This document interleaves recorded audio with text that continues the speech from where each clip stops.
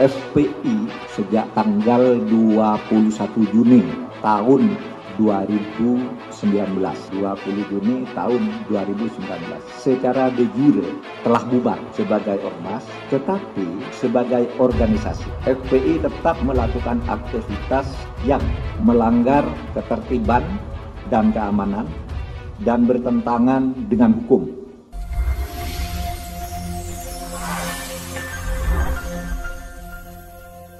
Assalamualaikum warahmatullahi wabarakatuh. Jumpa kembali dengan kami dalam program Sorot.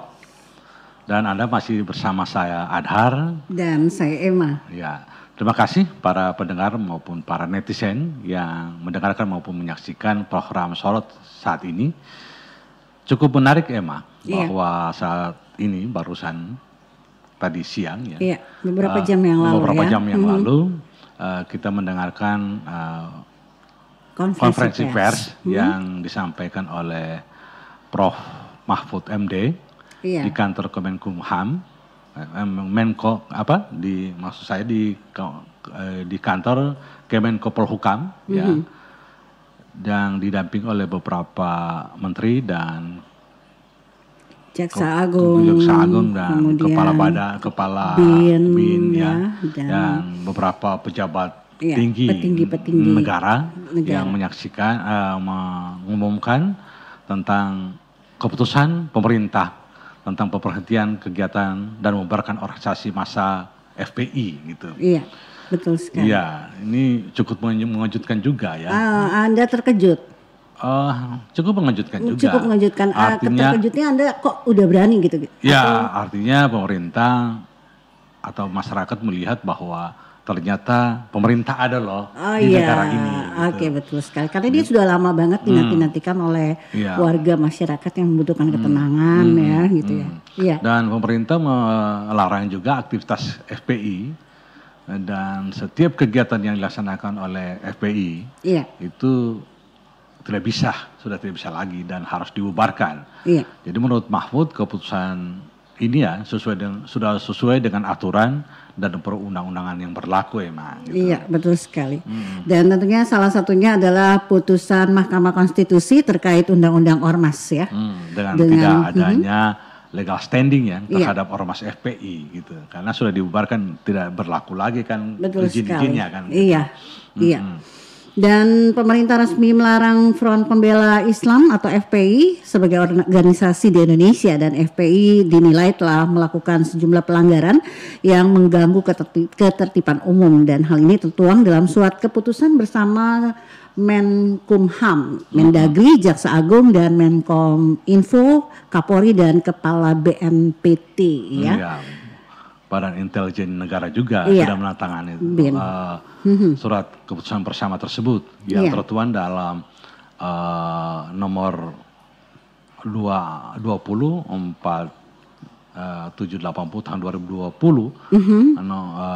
tentang larangan kegiatan penggunaan simbol dan atribut serta pemberhentian kegiatan Front Pembela Islam. Iya, gitu. Betul sekali. Kalau kita melihat di beberapa media ya, Adar ya, jadi memang atribut sampai baliho-baliho pimpinan FPI itu diturunkan semuanya ya, jadi di Petamburan ya. Iya, oleh TNI juga. Iya. Ya.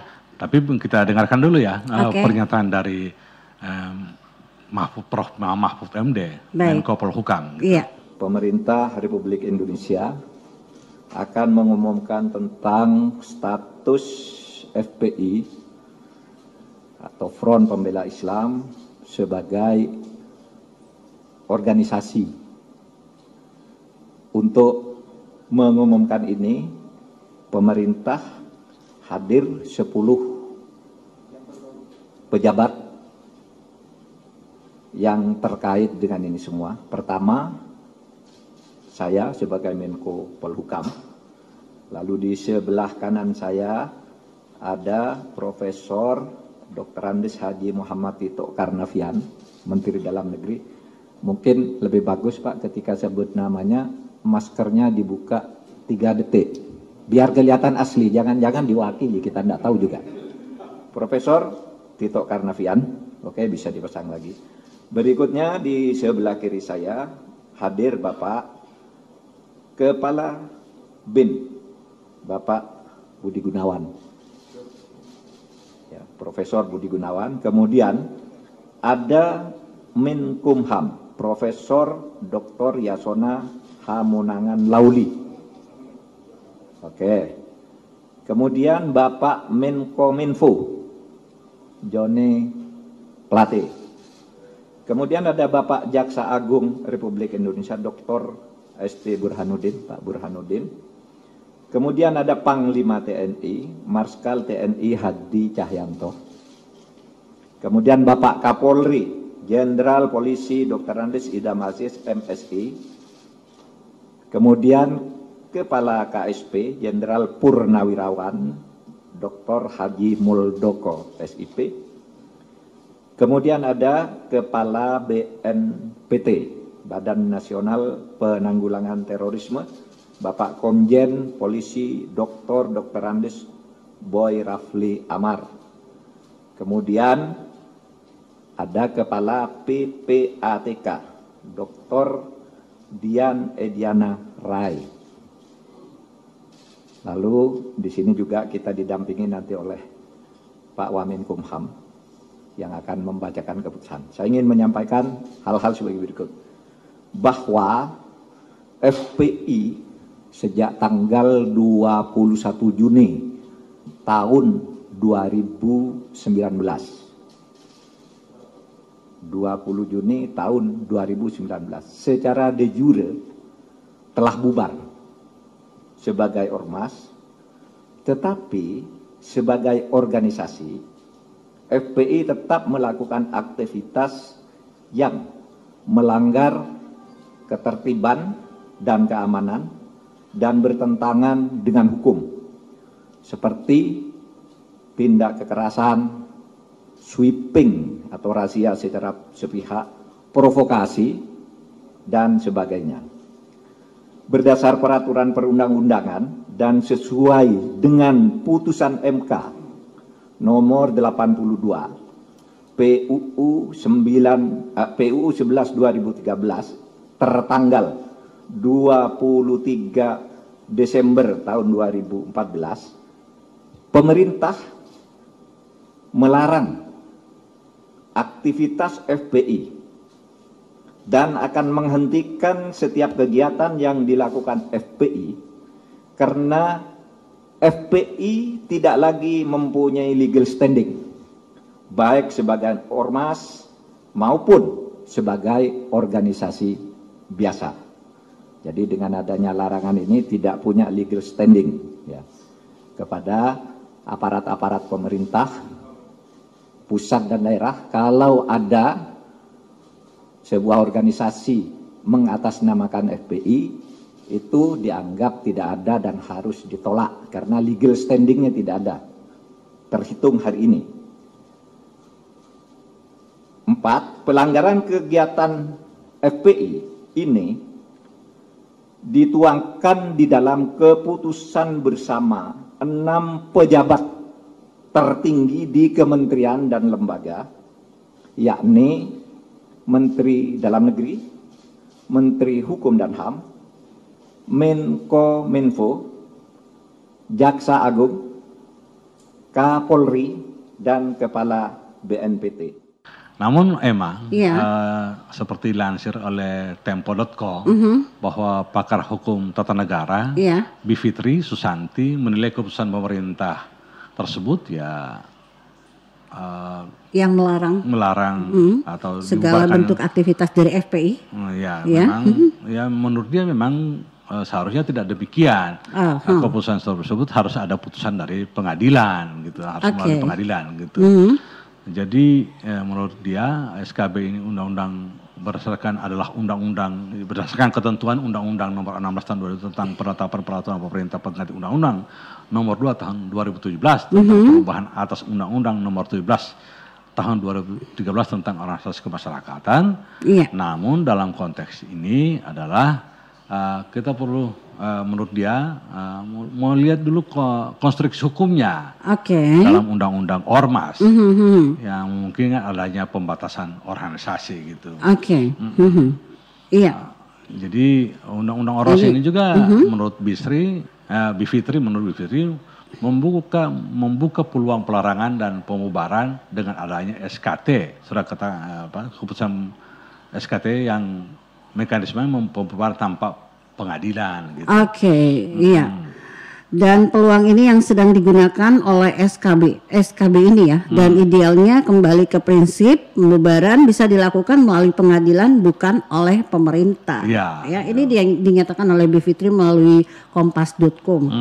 Jadi menurut pasal, jadi peluang ini sedang digunakan juga sebagai surat keputusan bersama ya. Seperti apa yang disampaikan oleh Emma tadi ya. Jadi menurut pasal 59 Undang-Undang Ormas ada sejumlah ketentuan yang mengatur syarat sebuah ormas dilarang.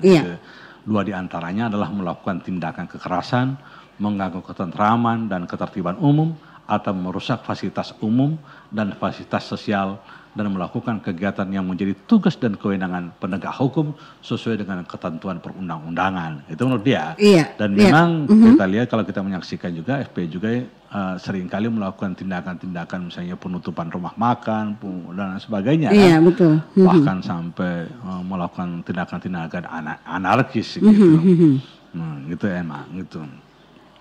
Dan Bivitri juga mengatakan bahwa memiliki banyak perangkat hukum yang bisa digunakan seperti KUHP ini untuk menghadapi FPI ya, pembubarannya dan sebagainya. Bukan saja FPI, tetapi berbagai ormas yang mungkin dinilai ya melanggar ketentuan undang-undang. Sehingga penting jika ormas apa saja yang melakukan pelanggaran terhadap undang-undang, ada kitab undang-undang hukum pidana loh. Gitu. Gitu. Dan masalahnya selama ini memang hukum tidak ditegakkan secara konsisten saja, jadi bahan bermain politik sehingga akhirnya SKB itu seperti dirasa perlu dikeluarkan, padahal tanpa SKB pun kalau memang tindakan melanggar hukum mau dihukum, tentu bisa. Itu Bivitri. Memang meskipun tanpa SKB, ketika negara tetap melanggar hukum, ada konsistensi ya. Pemerintah atau penegak hukum konsisten menegakkan hukum, ya pasti tanpa harus ada SKB dong. Betul. Gitu. Atau mungkin karena ini ormas ya, jadi diatur dalam undang-undang. Mungkin saja tidak, banyak kan ormas-ormas yang lainnya juga, hanya saja mungkin FPI lebih gaungnya lebih besar ketimbang ormas-ormas lainnya kan gitu. Iya betul sekali.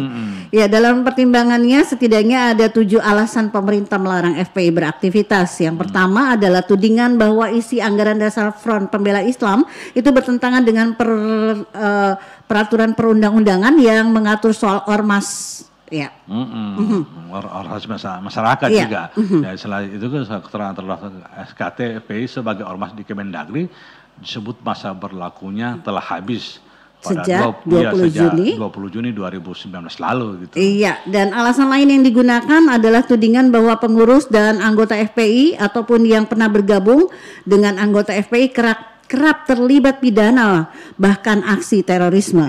Banyak ya kita lihat, bukan banyak, ada beberapa YouTube yang kita lihat juga bahwa ada sampai bersumpah di baiat anggota-anggota FPI. Jadi ada semacam keterlibatan mereka organisasi masyarakat FPI ini. Kalau saya melihat di YouTube itu ada keterlibatan mereka dengan kelompok-kelompok terorisme gitu.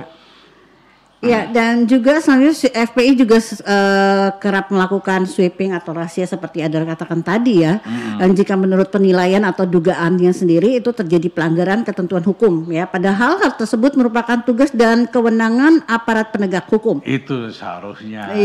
Berhadapan itu pemikiran dari Bivitri ya. Bivitri, kalau ini berhadapan dengan hukum. Artinya dia berharap bahwa setiap terjadi pelanggaran terhadap undang-undang harus ada penegakan hukum. Tanpa ada SKB, tanpa ada surat keputusan dari kementerian yang lain, seperti surat keputusan bersama tersebut, tanpa ada SKB tersebut, maksudnya walaupun tanpa SKB ya sudah. Yang penting ada pelanggaran dilakukan. Maksud saya adalah kalau saat terjadi pelanggaran ya diproses. Nah itu saja persoalannya. Itu sudah cukup. Yang menariknya Emma, gitu, apa nih yang menarik? Yang menarik adalah Imam Besar Front Pembela Islam ini justru meski dibubarkan, ya dia akan membentuk lagi organisasi masyarakat baru. Ya. Namanya bisa tetap FPI, tapi bisa jadi Front Penegak Islam, ya kan? Itu yang disampaikan oleh. Jadi menurut dia adalah menurut dia dia akan membentuk Front Persatuan Islam, gitu. FPI juga kan? FPI juga. FPI juga kan?